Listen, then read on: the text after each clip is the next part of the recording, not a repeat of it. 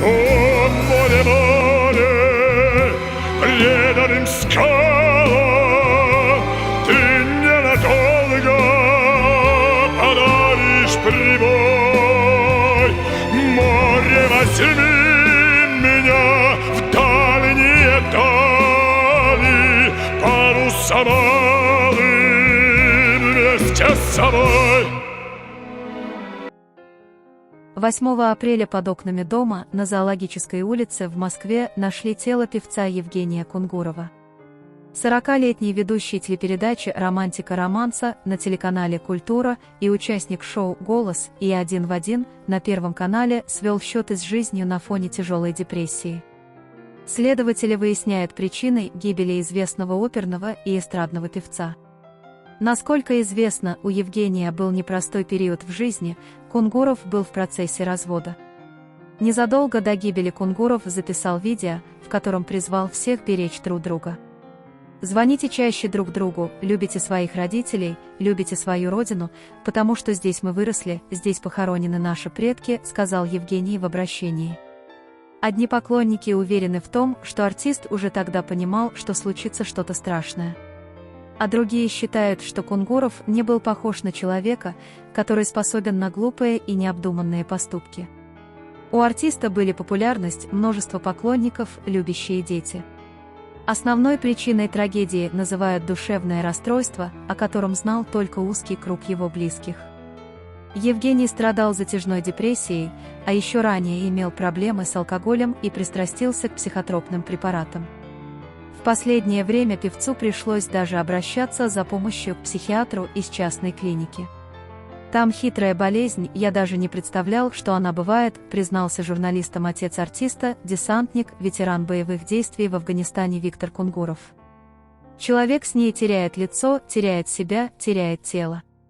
Он вроде существует, но ничего не чувствует, ничего не видит. Сын двигался, но говорил, у меня голова где-то там. Внешне здоровый, хороший, симпатичный парень, а внутри у него перековеркано. Все органы внутри, как он ощущал, будто тянулись ему прямо в горло». Диагноз певца озвучила его подруга, поэтесса Татьяна Маругова, вдова колбасного олигарха Владимира Маругова. Оказывается, Евгения изводила так называемая синестопатия. При этом недуги у больного без причин появляются тягостные, жутко неприятные и трудноописуемые телесные ощущения. Жар, скручивание, распирание в мозгу, холод, давление. Такие пациенты часто страдают слуховыми галлюцинациями и ипохондрическим бредом. Причем вызывают синестопатию нередко именно затяжные депрессии. В кулуарах поговаривают, что Евгений Кунгуров якобы страдал синестопатией. Это такая разновидность психических нарушений, которая проявляется неприятными телесными ощущениями в области груди, живота, под кожей и в других частях тела. Симптомы недуга, которые ощущаются в виде жжения, сдавливания, перекручивания, доставляют пациенту сильный дискомфорт и негативно влияют на качество жизни, настроение и работоспособность человека. Синдром часто сопутствует неврозам и депрессивным состояниям. В качестве причины возникновения хвори называют наследственность или алкоголизм.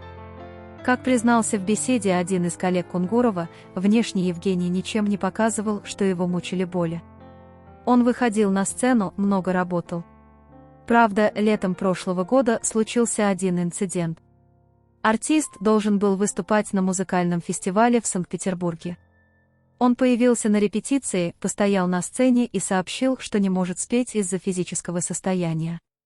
Никаких особенных проблем у организаторов не возникло, ведь артист действительно мог заболеть, хотя выглядел он здоровым и спокойным. Отметили лишь, что исполнитель сильно похудел. Нужно отметить, что, по слухам, в прошлом году Кунгуров снова начал выпивать. Это могло произойти на фоне разлада с женой Ириной, которая в мае 2023-го подала на развод. Рассмотрение иска было отложено из-за неправильного выбора судебной инстанции, но, как утверждают разные источники, супруги разъехались. Сам Евгений заверял, что бросил пить много лет назад. Пик увлечения спиртным пришелся на 2012, когда артист оказался в числе полуфиналистов шоу Первого канала «Голос» и последующие годы. Однажды, по признанию Кунгурова, он проснулся после корпоратива в диком похмелье, а впереди ждал ответственный концерт, на котором должны были присутствовать видные государственные деятели. Этот непростой момент стал для него переломным. Через полгода Евгений нашел в себе силы отказаться от спиртного. В разных интервью он утверждал, что ему помогло обращение к Богу. К Богу Евгений пришел абсолютно осознанно в студенческие годы. Но поначалу что-то пошло не так. Начинающий певец тогда только начал встречаться с будущей первой женой и впервые пришел на исповедь к батюшке Данилова монастыря. Он спросил, венчаны ли мы с Наташей, рассказывал артист в интервью телеканалу «Спас». Я ответил: нет, батюшка. Мне 23 года, мы только-только стали жить вместе. Но планируем через какое-то время пожениться. Ждал от него поддержки, благословения. А батюшка строго заявил, что живу в грехе блуда. До исповеди не допустил и наложил наказание около 100 поклонов. Кунгуров сильно обиделся на строгого священника и следующие 10 лет, если и заходил в храм, то быстро ставил свечки и, не поднимая глаз, убегал. А вернулся в церковь, столкнувшись с алкогольной зависимостью. Осознал, что еще полгода такой жизни, и меня может не стать, эта дорога в никуда, откровенничал Евгений. Физически себя уничтожал. С алкоголем мне было плохо, а без него не получалось. Помню, лежал на кровати в полутрезвом состоянии и начал читать молитвы. Молился до утра, и тут пошли слезы, истерика. Дальше развалилась семья. Погрузился в блуд.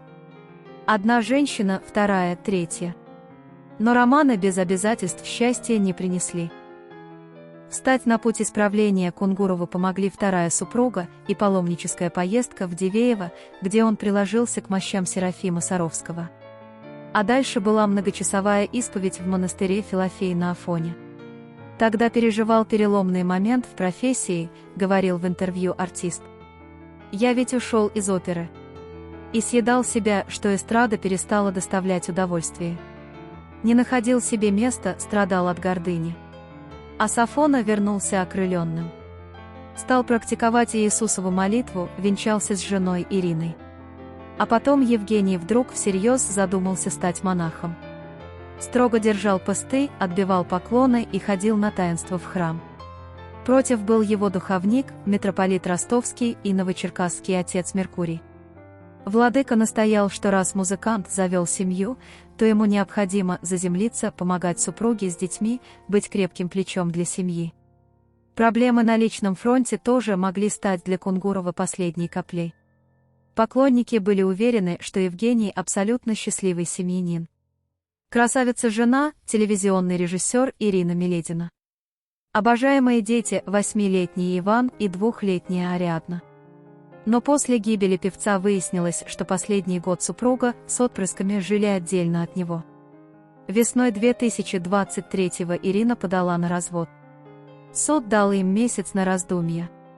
И на момент гибели Евгения он оставался ее законным супругом.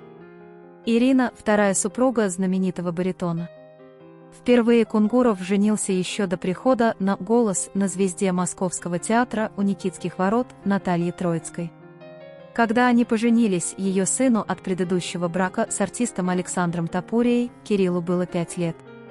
А общих детей так и не появилось. Но Евгений любил пасынка, как родного. Жили супруги хорошо, пока на Кунгурова не обрушилась популярность. В результате спустя 9 лет отношений Кунгуров изменил Наталье с финалисткой 2-го сезона «Голоса» Еленой Максимовой. День, когда признался Наташе в измене, стал одним из самых страшных в моей жизни, откровенничал артист. Метался по дому как сумасшедший, выл, лез на стены. Потом сел на край кровати и дрожащим голосом сказал: «Наташа, я встретил другую. Ухожу». Дальше дикая истерика, слезы. Смутно помню, как взял сумку, вышел из дома, сел в такси и поехал в аэропорт. У меня был запланирован концерт в другом городе. Но не успели мы выехать на Волгоградку, как в нас на полной скорости въехал автомобиль. Выбрался из машины, сел на обочину и думаю, наверное, это знак. Вскоре после этого, 6 лет назад, дала интервью бывшая теща Кунгурова, прима театра имени Моссовета и звезда советского кино Валентина Карева. Наташа многое сделала в свое время, чтобы Женя стал популярным, она чуть старше и опытнее его, не скрывая обиды, говорила Валентина Денисовна. Наташа стала не просто женой для него, а чем-то больше, директором у него работала, всюду сопровождала, из театра на время ушла. А что получила в итоге? Волна популярности его захватила, это, конечно, мало кто выдерживает, и он начал срываться. Как сказала моя знакомая, ему не хватило культуры и мозгов, чтобы сохранить брак. Он не учел, что спустя время узнаваемость пройдет, и падать с небес на землю будет очень больно. Последние слова Каревой, увы, оказались пророческими. 11 апреля на Троекуровском кладбище в Москве прошло прощание с оперным и эстрадным певцом Евгением Кунгуровым. Похоронит Евгения на родине, где и теперь живут его родители, в Заречном Свердловской области.